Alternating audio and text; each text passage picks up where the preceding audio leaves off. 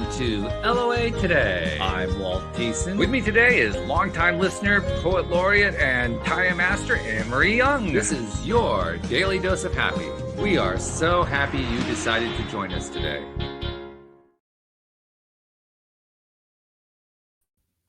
It actually helps if I put us on screen so we can hear each other. It's a good thing to do.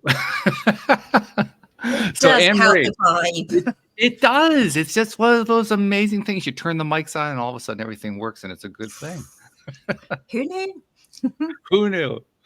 But Anne-Marie, we actually, before we got started here, you got another taste of something that I know you got quite a bit of while you were visiting the US, and that is appreciation for the mid-British accent, which, I mean, you've mentioned it before. I mean, you could probably work at Buckingham Palace. I mean, you just have exactly the right accent for that. So I'm going to just start with that as kind of our light note to get started here, and just to ask you one very simple question. What's that? I, as a very tall man, I get asked all the time about my height. Do you get asked all the time outside of the country about your accent? Yeah, I mean, when we went to the States earlier this year, well, last month actually, you know, wherever I was choosing sunglasses, and my daughter, somebody's like, oh, I love your accent. Go and order something. I love your accent. And it's not boring because it is a nice accent, our British accent. And we've got so many regions. And to the people in the Britain, I do not belong in Buckingham Palace. I do not have a posh accent. Had us fooled. It's the first thing I said when I spoke with you. The accent's lovely. Thank you. Yeah, it's not a posh one, but I'll take the compliments. You could have fooled us. Let's put it that way. Okay, well, I will just with my grace and my royalty. Right. Yeah. Just wave with the magic wave. The turning hand. There you go. See, you've got it. You got it down. You're good. I can do royalty. Here I am in my tracksuit, but hey ho. So we're joined today by Bev Mitelman, excuse me, who, as she was pointing out to us at the beginning, before we got started, her topic is one that is full of trauma. And I just want to reassure you, Bev, trauma is something we deal with a lot here on the show. And it's a part of life. It's a part of getting stronger. It's a part of growing. So it's not something that we shy away from. We just refuse to take it deadly seriously. We try to find a way to find the humor in it. Because there's always a positive side to stuff, and so we just try to find the positive side of that. So you're basically, that's just my long-winded way of saying you're in good company. It's going to work out great. Don't worry about it. Thank you. So welcome to the program. How you doing today, first of all? I'm doing great. Thank you. I'm happy to be here with you and your audience. So thank you for having me on. Glad to have you. And one of the first things we always like to do when we have a guest on the program is to get the backstory, because the backstory kind of frames the whole conversation. It usually is the driving force behind how the person ended up doing whatever it is that they're doing. I'm certain it's true in your case as well. So give us a little backstory so we know what we're talking about here. Yeah,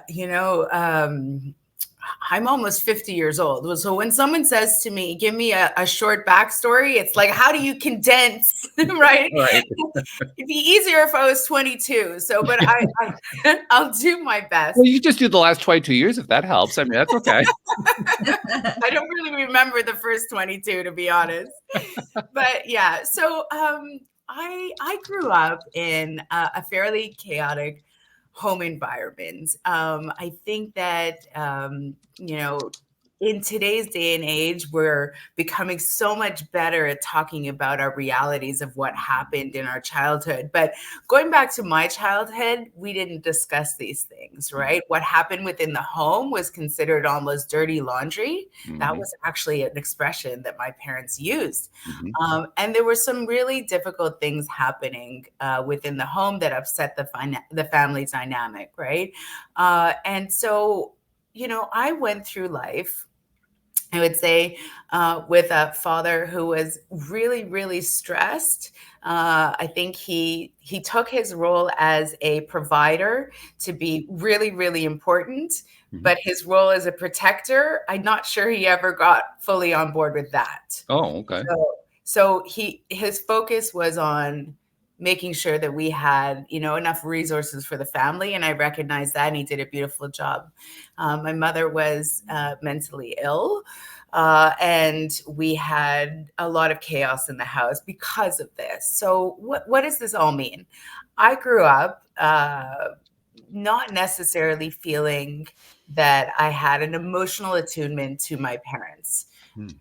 There was definitely abuse in my home, physical abuse, mental abuse, and emotional abuse, all types of abuse except sexual abuse. I want to be clear about that. And what that, I guess, led me to was to develop a certain a personality and set of traits that in one regard served me really well in this life, and in another regard didn't. So I became the type A student, perfectionist. I got, to the nth degrees my education, and I started my corporate jobs, but I had all of this confusion lingering in terms of not understanding my own mind. And so I bring this into conversation to say that for those years, while I was soaring in my career and I got married and I had children and everything looked perfect, but my mind was so unsettled and I was so emotionally dysregulated because I had never learned how to emotionally regulate. And so I sought help from lots of different people, and I tried lots of different modalities of therapies. And I was grateful to find many years ago this work on attachment theory. And when I found attachment theory, for me, it helped me really understand what I was dealing with, what my challenges were, and how I could use this knowledge to repair my mind. Right. And I say repair my mind because when we talk about attachment styles, it's really a set of learned behaviors. We learn these really young. It's like a set of rules for how we give and receive love, how we emotionally bond with someone else. So important in this world. And if we come to the realization that we need to do some work on ourselves, and we're having trouble in our relationships, and we're not feeling like we're equilibrated, like we're off balance, we can unlearn a lot of these patterns. And so, long story short, I took you through the 50 years. Well done.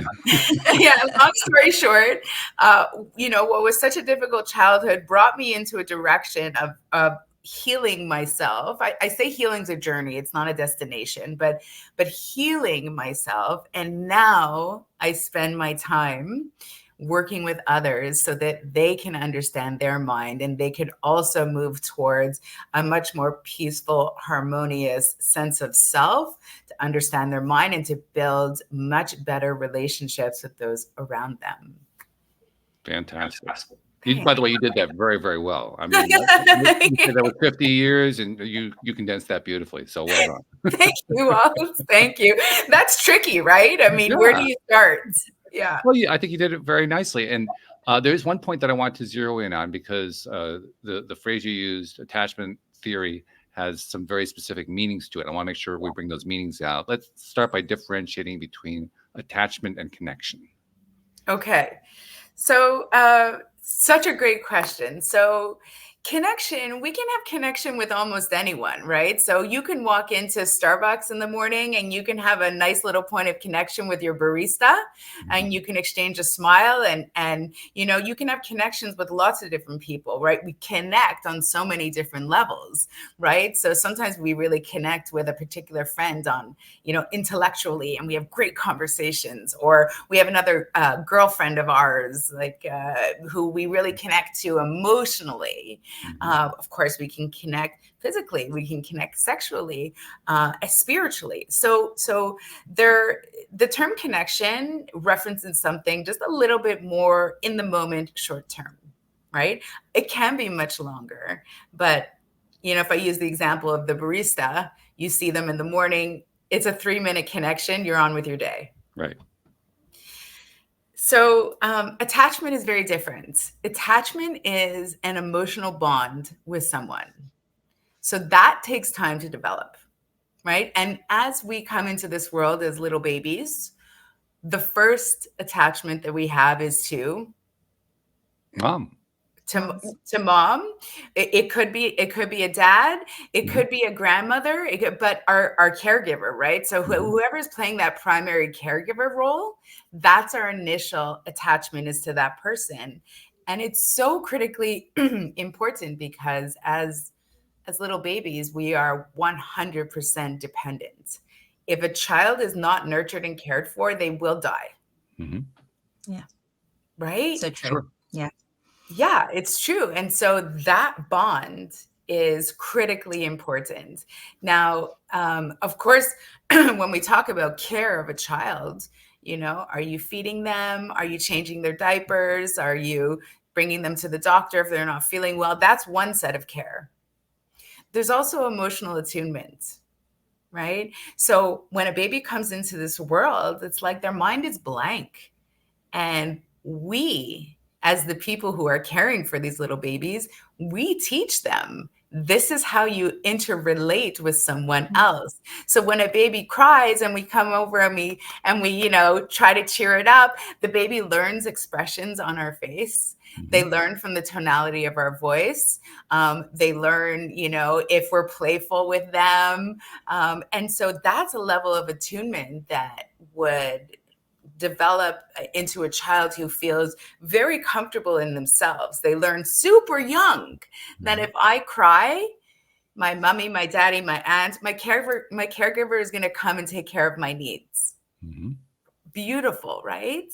Yeah. So we say that person then develops a secure attachment, emotional bond. They've learned the set of rules for giving and receiving love, and they see it as forms of connection. So they trust in themselves to identify that, okay, I have this need and I can communicate it, and trust in the other people around that they will respond to help me.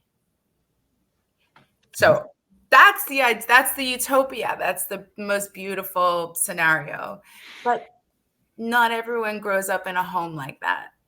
Okay. And sorry, I was going to say, you can actually see the difference in the brains of these children, can't you? I mean, it actually affects the brain's development and you can see in x-rays or CT scans that there's a difference of the kids that's been nurtured and the children that haven't, and how it hasn't fully developed.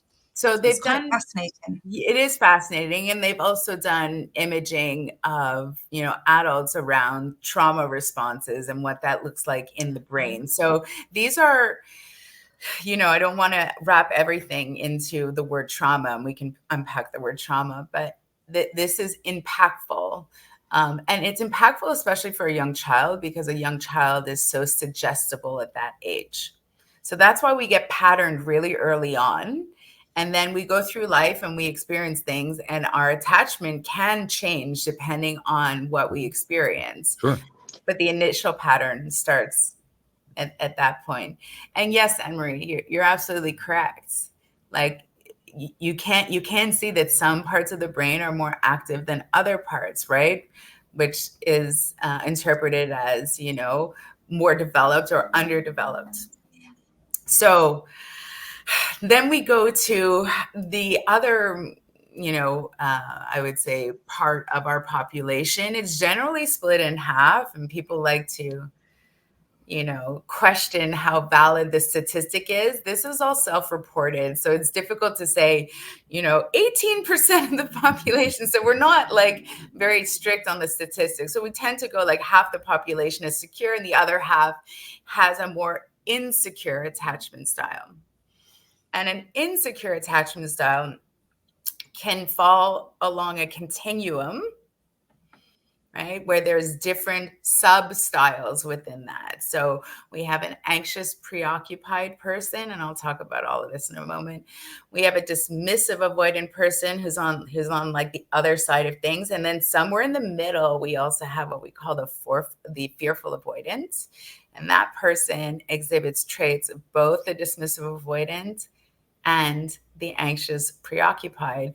This person is usually the one that people will call the hot and cold partner, right? One day they're into you, one day they don't want to hear from you.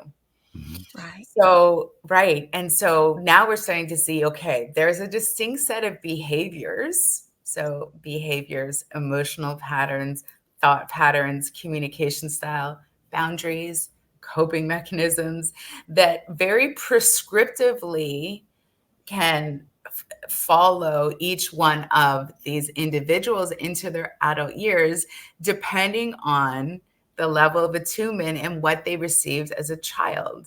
So let's juxtapose, the first baby who, for the most part, the parent was consistently attuned to them. Let's juxtapose that with other scenarios.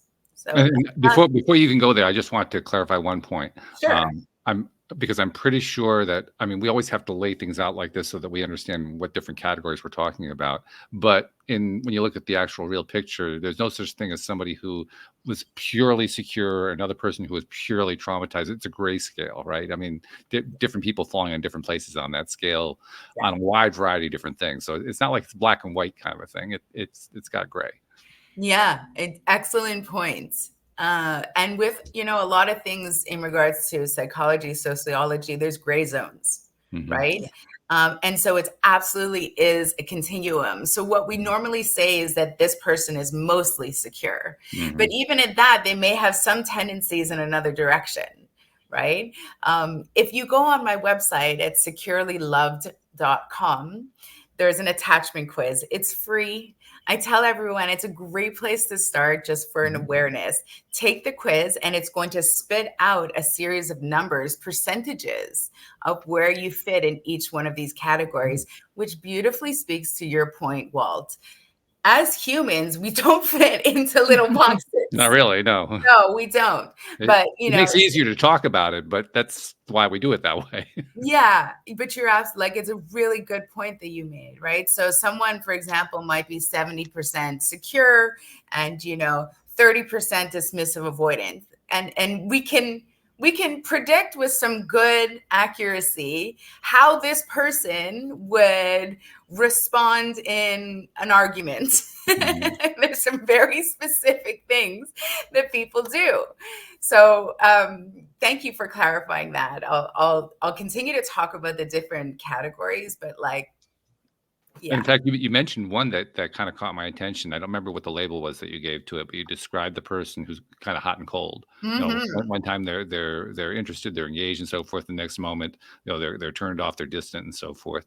And on the face of that, we would consider that to be a fairly negative kind of trait. But it also occurred to me there's a positive side to it.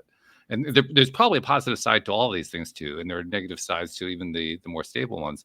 In this case, the one that I was thinking of is that person is probably going to do very well in the romance field, because the development of a romantic relationship is get a little bit warmer, get a little bit cooler, a little bit warmer, a little bit cooler until it finally starts to come together. I mean, that's just the way so that's actually going to feed in well to that.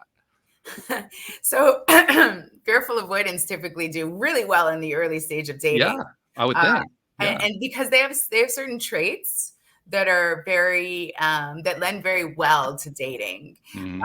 So for example, they're very present. They really enjoy conversations that have depth to them. What they're actually doing, which might not be obvious to them or the person they're speaking to, is they're trying to discern. They want to learn about you. Their interest is genuine, and they want to learn, can I trust you? So, right. So, but it can feel really, really beautiful when someone is so interested in you and wants to know everything about you and enjoys spending time with you.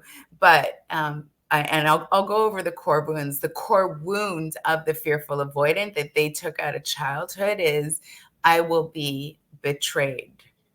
So you know, there's good, there's positives, there's negatives.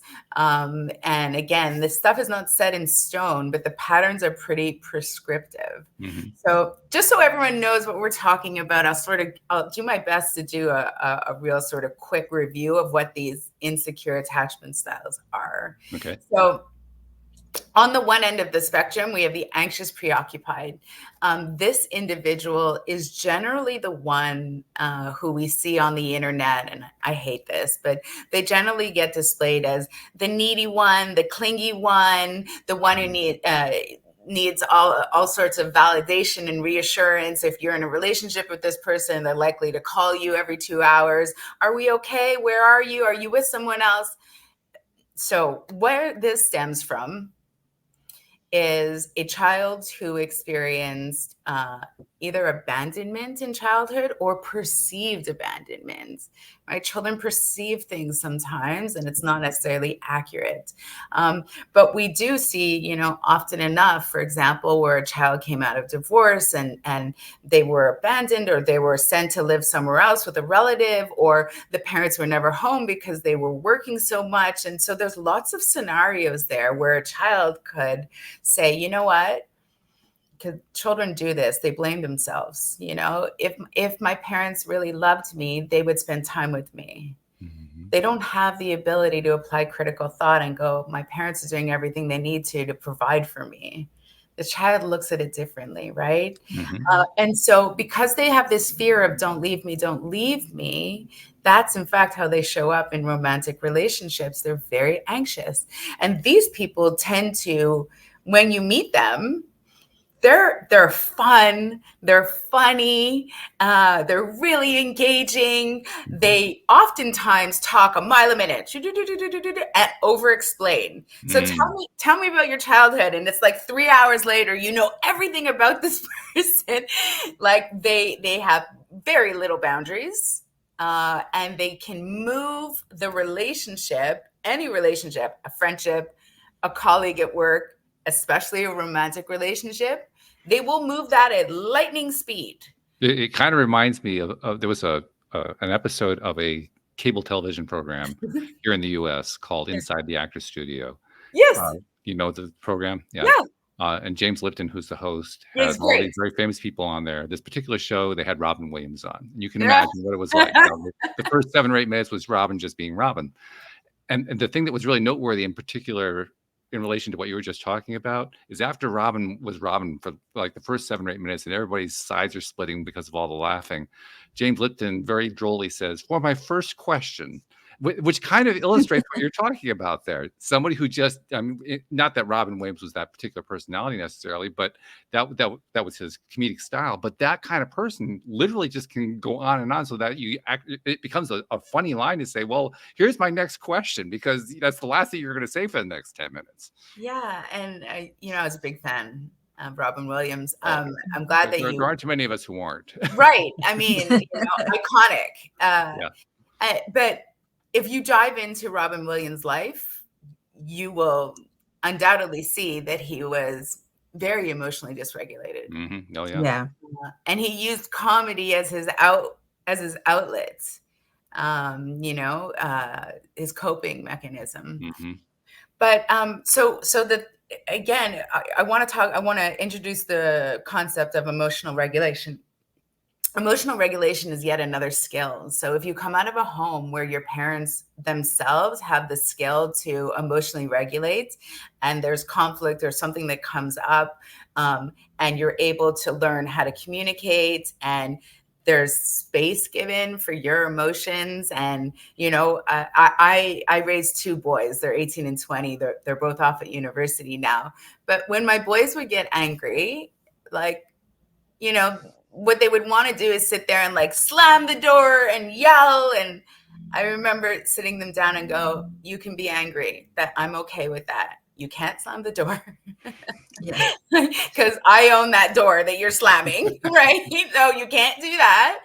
You can't punch a wall, but you can tell me, I want you to take a little bit of space. I'm going to take a little bit of space, calm down. And then when you're ready to talk, I want to hear what you're angry about. Mm-hmm. Because if I did something or I said something, tell me because I won't do it again. Mm-hmm. Right? That's the type of emotional regulation that generally happens when a child is in a secure home. The parents are emotionally mature. They have the skills. They pass the skills down to the parents, to the kids. Yeah. Now, in the other set of homes, oftentimes when we're talking about children who come out of homes where there's a great deal of chaos, neglect, abuse, abandonment, oftentimes the caregivers themselves are not emotionally regulated. Right. And so they're unable to pass this along as a skill. So we come into adulthood and there's a whole group of, adults who, when they're upset, lose it. They don't know how to say, you know what, I'm going to go for a walk and let my nervous system calm down. They never learned how to self-soothe. Mm-hmm.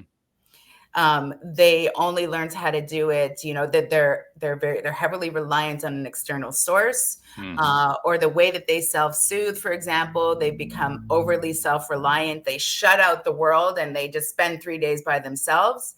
So, they really take themselves out of the situation. They've never learned co-regulation with a partner. So they're at a great disadvantage because they come into the world and they don't have the same set of skills. Right. And the skills that they do develop are actually counterproductive, but they seem productive at the time. I mean, I'm literally thinking of a neighbor right now. Yeah. This is a neighbor who the two parents have never learned that their own escalation teaches the child to escalate. Right. And so every time that they get frustrated with the child, they escalate, then the child escalates, and then they get mad at the child for escalating. And you can hear them repeat the behavior over and over and over and over again. And there's a part of you in your own mind that says, are they ever going to learn what they're doing? They probably won't necessarily unless somebody points it out to them. Well, that's it. And then if you try to point it out to them, ego gets in the way, right? Because it feels like a criticism. But I have a friend like that too. She's constantly yelling at her two daughters. Mm-hmm. And I've tried to say, you know what, there's better ways to deal with it. But she calls me and she's like, I'm done. The kids are yelling at me and this. And I'm like, of course they're yelling at you. You taught them that's how you communicate. They don't know any other way. That's exactly the strategy you gave them. I mean, why are you surprised? I'm like, they learned exactly what they needed to learn from you, except you taught them the wrong thing. Mm-hmm. Mm-hmm. Right. So there's that point of reflection too. But so anyways, I'm going to circle back. We have the anxious, preoccupied person. And, when they get into a romantic relationship, they often will move very, very quickly. And because they are so dependent on an external source for validation, reassurance, for soothing,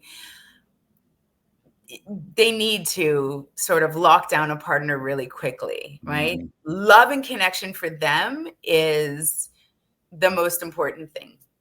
Because what it really is a way to cover up for the lack of security, the lack of safety. That's right. That's right. Such a good connection you just made. Yeah. So now on the other side of the spectrum, the dismissive-avoidant person, they also didn't learn how to self-regulate in their childhood. They most often would have been neglected.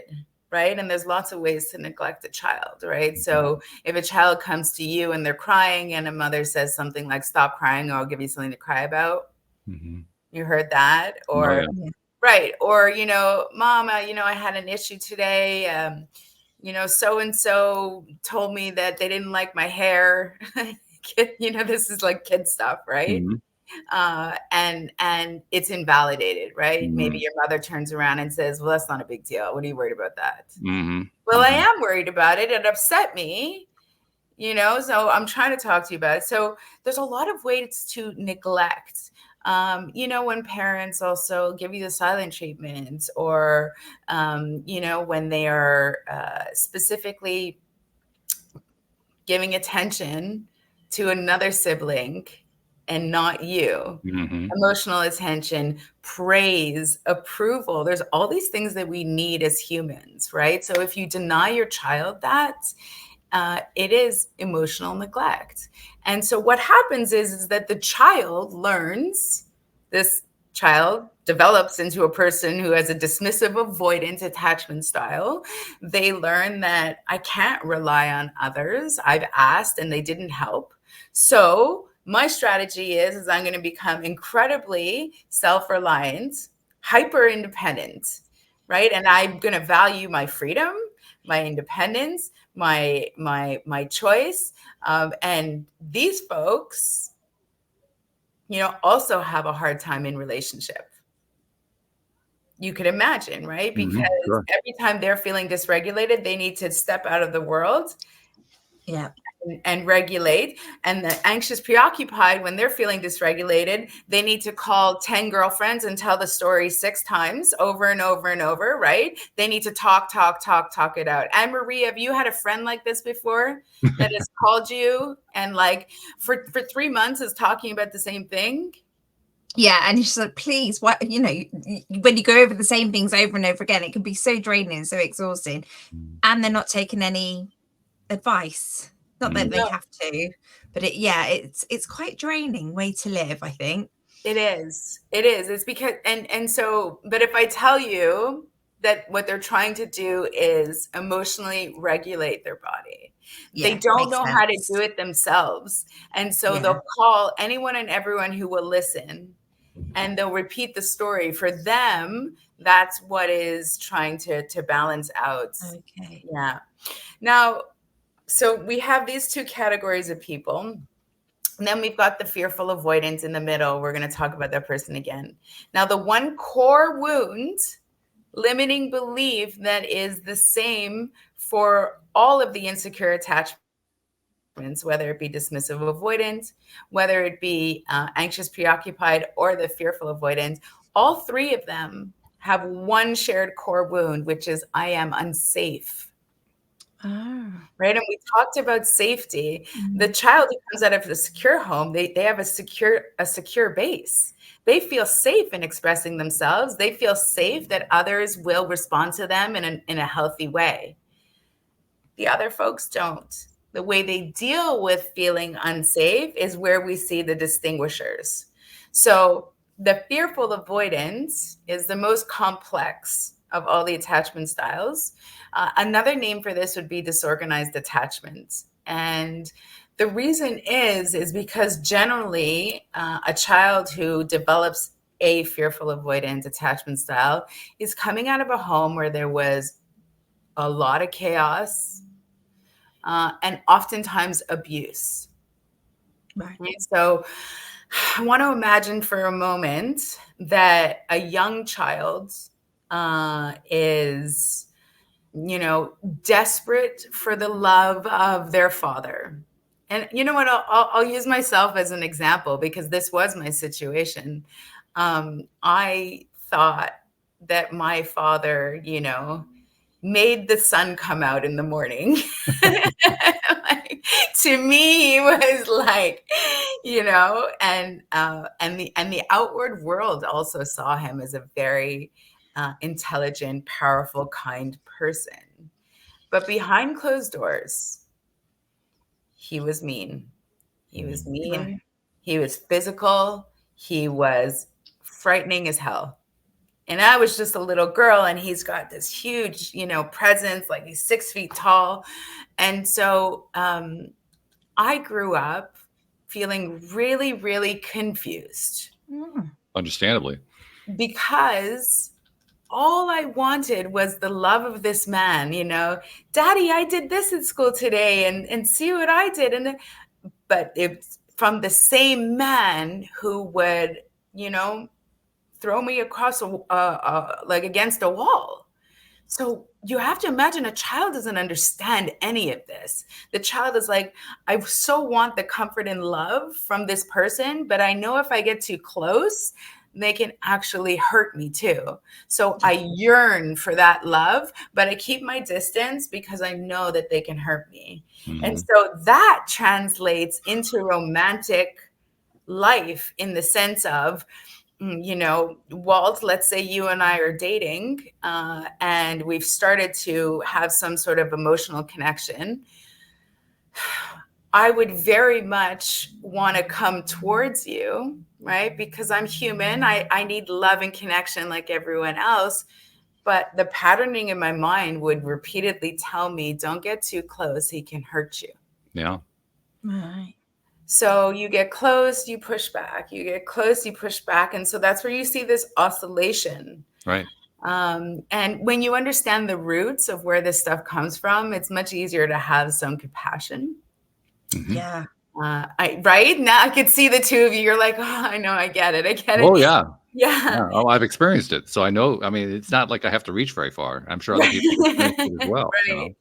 Yeah. And so, I want to just sort of, I guess, end this little section by saying that it's not a life sentence, right? Because these are learned patterns that got etched into our minds, and we can do work to unprogram that or reprogram new patterns. Right. So that is the work that I do at my organization. I have a group of practitioners that I work with, specifically in relationship and attachment trauma. And we work with folks internationally to identify where are those core wounds. And then we use very specific exercises to tap into the subconscious mind, not the conscious mind, the subconscious mind, to be able to reprogram. And there really is a big difference there, because the conscious mind, that is responsible for 3, 4, 5% of what it is that, our thoughts, our behaviors, our emotions. So not a whole lot, right? Like, that's our awareness. What people don't realize is that most of what we do, we feel, we say, and our actions and our behavior are on these like autopilot programs running in our subconscious mind. And I think it's fair to say that thought, that fact is something that has gained a lot more awareness now than even 20 years ago. Mm-hmm. There's a tremendously high level of awareness. I mean, we've talked about it a lot here on the program in a variety of different contexts, and I'm sure we're not the only ones. I know. I mean, you mentioned social media. Just look at social media; you can find it out there too. It's the evidence is pretty much everywhere. So the awareness level is up tremendously.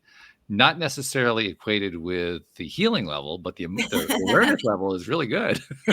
So what's so interesting is that if we know that 97% roughly of all our emotions, thoughts, and behaviors are being driven by the patterns in our subconscious, anything that we're doing at the conscious level, we know will have a minimal impact. So like I believe in all sorts of modalities and try anything and everything, because usually it's a combination of things that make us feel better and achieve what we're looking for. But, I will mention, for example, something like a daily affirmation. If I sit there daily and I go, I will feel good today, I feel beautiful today, it's not impactful, because it's really just at the conscious mind. Well, you Especially really if you don't believe it. Yeah, you have to If you don't believe it, it's going to actually have the opposite effect. Right. But your belief patterns are not stored in your conscious mind. Right. And the subconscious mind doesn't speak the same language. Like, we speak language in a way that our conscious mind understands, but our subconscious mind actually speaks in imagery and emotion. And emotion, Yeah. Through repetition. Mm-hmm.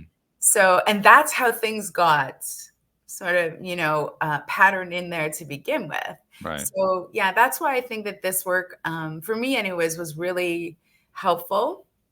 And that's the type of work that we do today. That's very cool stuff. Thanks. Anne-Marie, if you have something, jump right in. You know me, I'm ready to just go right into the next. I think that one of the questions I wanted to ask, and I know it's not under those 4 headings, but I think it's a word that gets bandied around a lot at the moment, which is narcissist. And is that something that's a learned thing, or is that something that's actually you're born with something in your brain? So the internet is so good at taking buzzwords and like. Yes, I agree. So I want to be really clear. All of us, people get upset when I say this, all of us have narcissistic traits. Oh my God. I would Right? agree. Like people think that like that's the most insulting thing I can say. Well, no, because to some degree we all need to be concerned about ourselves, right? And certain Sure. things. It doesn't mean that we experience grandiosity. It doesn't mean that we don't have empathy for others, but all of us have to various degrees narcissistic traits. Yeah, if you can't take care of yourself, you're not going to stay alive. I mean, that's basic to human survival. You have to have concern for absolutely. yourself. Yeah. So when we're so quick, and I always hear it in the context of when someone's talking about their ex, oh, they were a narcissist. And the reason, a couple of things. If you take a random word and just label someone with it, I think that's just silliness. But it also removes all accountability that you would have to suggest that, hey, maybe your actions also had an impact on the outcome or demise of that relationship. No. We're not allowed to have that. Accountability. Can't do that. And then I always, listen, I like to stir the pot. So when someone says to me, well, my ex was a narcissist, that's why I didn't work out. I always say, you don't seem like a person that would choose a narcissist. Ooh, yeah. They chose their partner. These are not arranged marriages. True. These are not, you chose your partner. Oh, well, I didn't see it at first. Oh, okay. So was this, right? So it was like hidden and lurking in the background to come out and surprise you 10 years later. Which does raise an interesting question. When did they see it? How long did it take before they noticed? Right. In their response, it's usually like right around the time of a divorce. Yeah, right. Right. But so I do want to make a distinguisher again that attachment styles, everyone has an attachment style. It is not a mental illness. We do not diagnose people with attachment styles. We all have them. And narcissism, that's a whole other ball of wax. So we all have narcissistic traits, but narcissistic personality disorder is an actual diagnosable mental illness, right? It's in the DSM-5. So when people use the word narcissist, I'm not sure they're talking about traits or they're talking about mental illness. Either way, it's not our place to start diagnosing other people. Yeah. I think it's very dangerous to throw these labels onto people. So I'm not a fan of that. Yeah. No, I was thinking about actual narcissists rather than, because I know the word is banded around way too much. But it was just because I know there is a condition and I didn't know if it was a learned behavior or not. So, no, people who are narcissistic, studies will suggest that that it's a combination, right? They're born, but then they also learn some of these tactics. But what makes someone narcissistic is that at the center of their behavior is manipulation, right? So, oftentimes, I will see a comparative between someone who's narcissistic or has narcissistic traits and someone who's dismissive-avoidant. Someone who's dismissive-avoidant is running away because they're trying to regulate their nervous system. But to the other person, when they're stonewalling, they're not answering texts, they're not answering calls, it's very aggravating. Right. So I work with dismissive avoidance and I'm like, listen, you got to learn to communicate a little bit, right? Because your behavior is impacting the other person, but the motivation isn't the same. When a dismissive avoidant pulls away, they're not trying to cause physical harm or emotional harm. So it's not the same thing. Yeah. No, I can see that. Yeah, of course. One other thought that comes to my mind too, and you were kind of alluding to it a moment ago, is that the labels necessarily involve experiences. They are reflective of experiences that were had in early childhood and that later develop into patterns. But there's also another piece to it that you kind of started touching on. I'd like to bring it out a little bit more, and that is there's a perception piece to it. Because whatever your perception is of your own experience is going to have almost a bigger role than what the experience is, don't you think? I mean, we're very creative beings. We can turn any scenario into anything.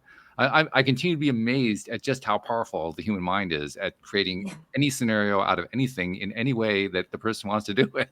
I mean, you're so right on the money. As humans, we are great storytellers. Oh yeah. Right? And so part of attachment styles is almost like there's a lens that's created by which you end up seeing the world through. Right? And so, it colors our perception of things 100%. So you and I could, for example, attend the same dinner party and an hour later walk away and have completely different experiences. Mm-hmm. And this is common, right? Yeah. So, well, we've all experienced that. Like, did you go to the same party I did? That we know that feeling. We all do. Mm-hmm.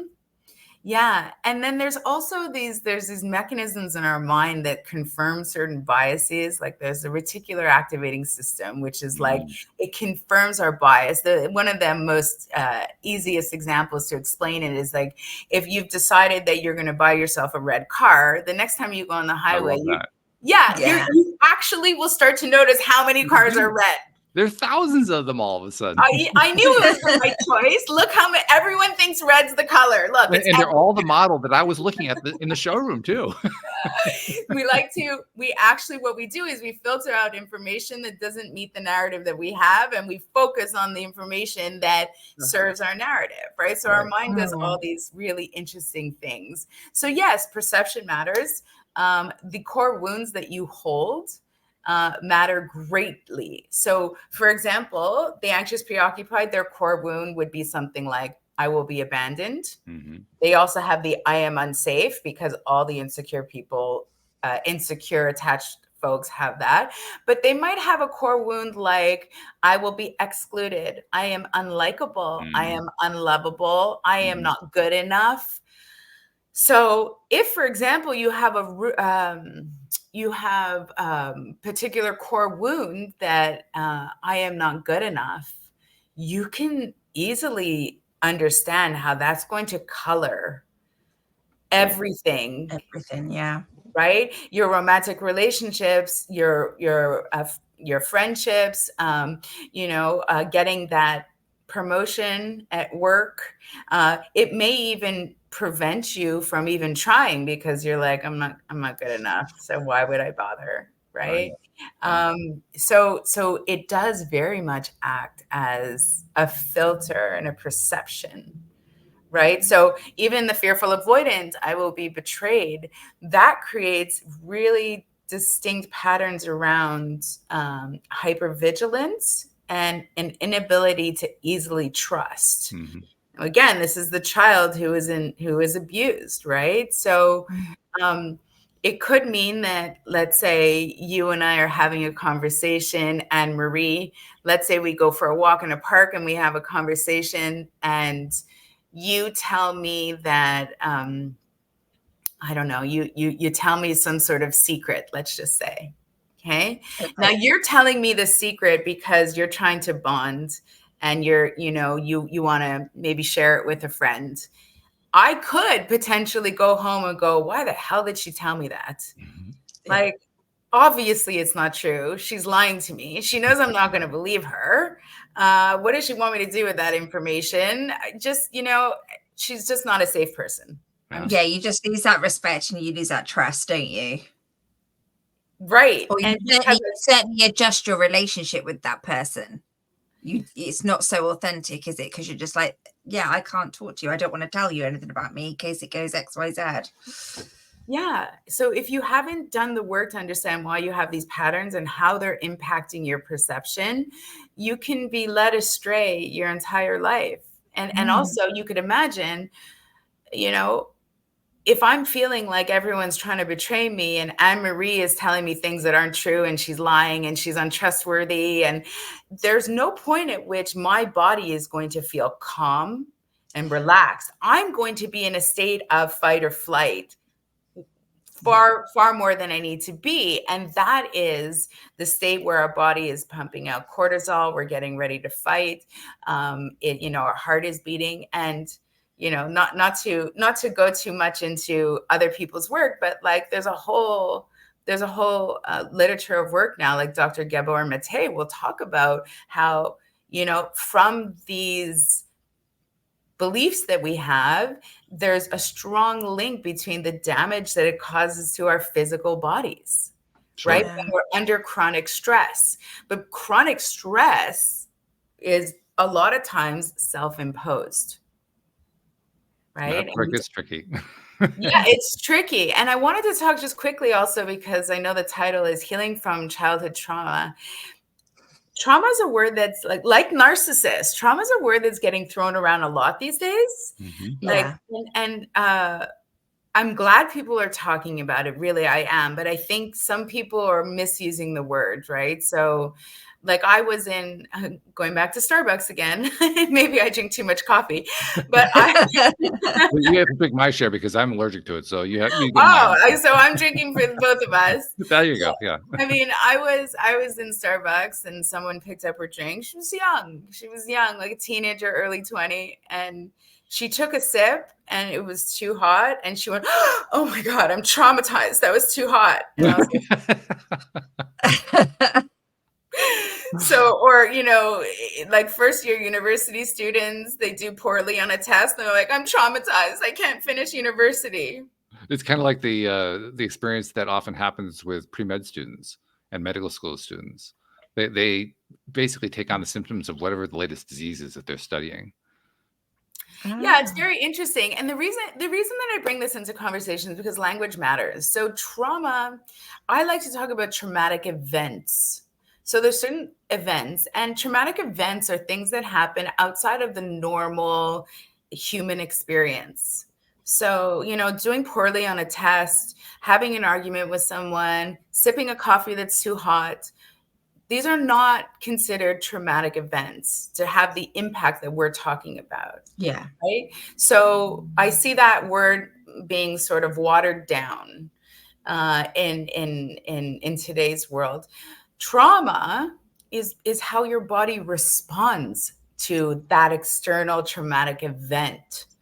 Right. So there's a difference in terms of just the wording that we use there. And generally speaking, people will experience 2, maybe 3 truly traumatic events in their life.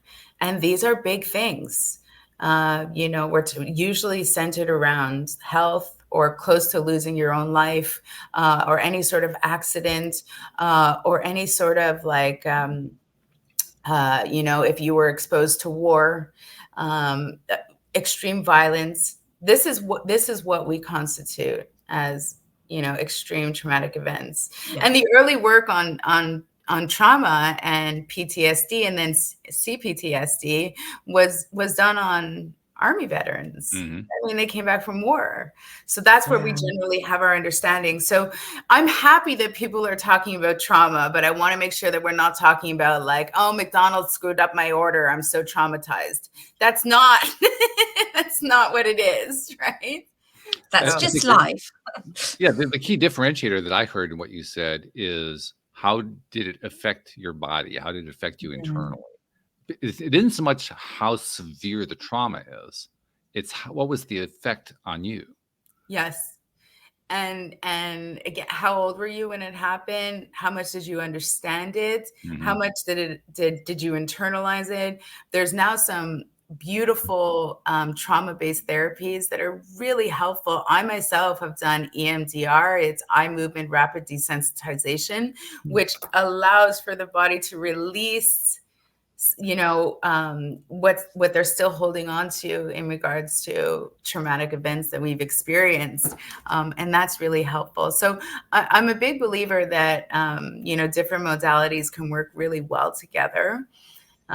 Childhood trauma, we have to recognize that there were many children who did not receive the connection and love that I would say a healthier child, because it does impact, right? So a healthier child would have experienced, and they are at a disadvantage when they go through the world.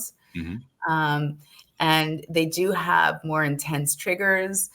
They tend to feel emotions like in a heightened state, but we can work on this stuff, right? Mhm. So it can be unlearned, it can be reworked, and I really do want folks to know that understanding your attachment style is just the step of, the first step of awareness, but your attachment style is actually the biggest predictor for the quality of the relationships that you will have in your life.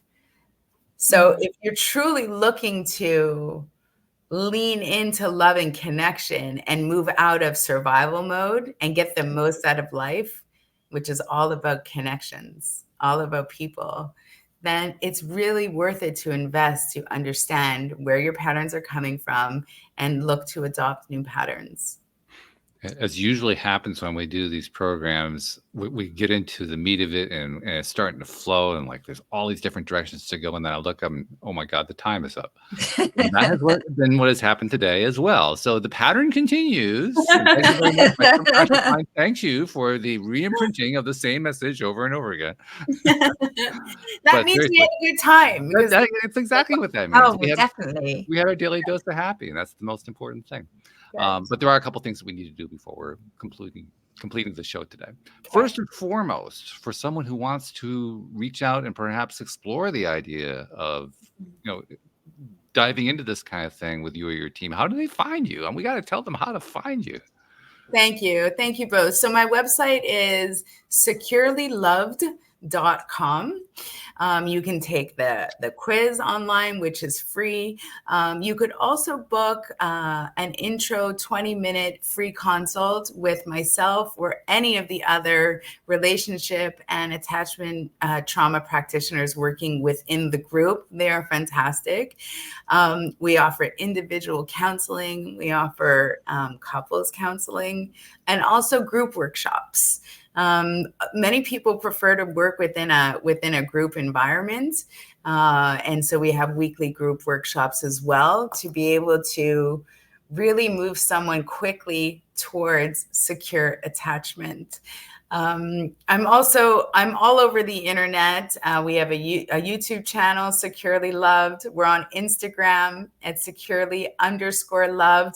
We're on TikTok. My sons showed me how to go on TikTok. You joined the 21st century generation. I mean, so now I'm on TikTok, again, securely_loved.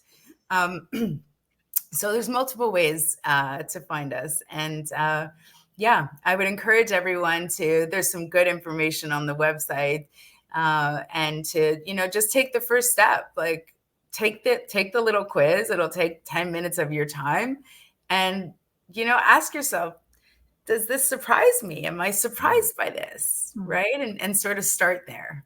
Yeah. It's a good place to start. Yeah. Thank you for giving people that. And we'll also make sure we'll include a link in the show notes to make it easier to find your website too. So that's usually our route to making it. Okay, this is the map. This is where you can find your way to everything else. So we'll make sure that they have that. Second thing that I like to do, this has become a pattern for the last couple of years. I noticed something a few years ago. I noticed that we don't tend to give credit to all the people like yourself who come onto this program and other programs and put out social media posts and blog posts and do all this other kind of stuff, getting all this information out there because they're so passionate about what they're doing. But we don't give them credit for all that great content they're putting out there. And you end up helping people you didn't even know that you helped. You didn't even know that they were listening. You didn't know who they were. You didn't know their story. You didn't know how, but they were able to take something away from it. And it occurred to me, that's something we need to recognize more. So I figure as a podcast host, that's something I can do. So Bev, on behalf of those people you've never met, never seen, never will meet, never will see, who you've been helping in all these different ways that you don't even know about, on their behalf, thank you for what you're doing. Because you're making a big difference in this world. Yeah, I feel like I'm going to cry. Very common response, by the way. We do this work because we know it's impactful. And you're right. I don't. There are thousands of people that have consumed my content. I have no idea who they are. Right. But if they were to take a snippet away and they had one aha moment or something gave them comfort, like, it's a blessing, right? I couldn't ask for anything more. So thank you for recognizing it. And that's why I put out so much content.